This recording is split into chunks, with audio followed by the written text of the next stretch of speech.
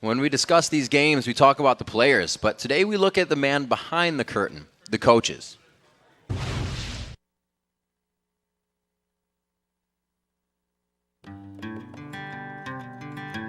All the best teams in the world have multiple coaches that do different things. I definitely think it's an important role, but it's hard to find somebody that classifies that position in North America. You're basically telling people to play the game for a living. It's like, oh, no, you should do it like this. Obviously, players are going to think what they want to play is the best, but having someone there to not even argue with them, but just to bring up questions, make them discuss stuff more than they usually would. I can trust Double Lift to have insane vane mechanics. I'm cool with that. As a coach, you're bringing that big picture strategy, you're bringing the experience of watching film for hours and hours and hours. So it's more about changing the way the players communicate to each other, instilling good habits, and having them understand strategy at a very high level.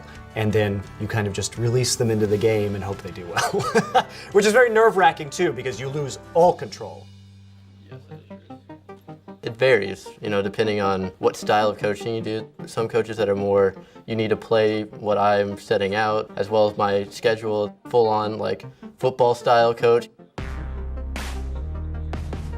Some of the coaches don't really coach like as hardcore as I do. I feel that we've done better because we've become more structured and a coach is part of that system.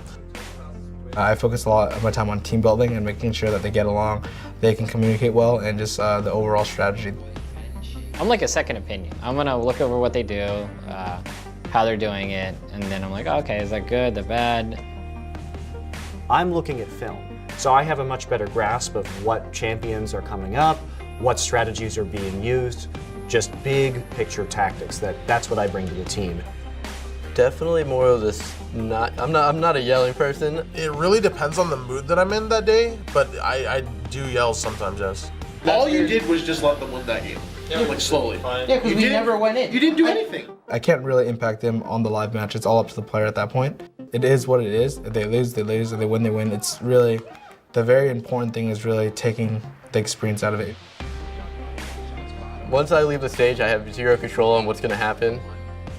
I'm nervous the entire game. I can't sit down during games. I stand on the side just waiting for the first big play to happen. Oh! The most recent game between CLG and Curse, they really only had one way to win, which was a flank attack in the mid game. I was really happy that they identified the proper strategy to use, executed it well. It's nice to have, to see the work bearing fruit.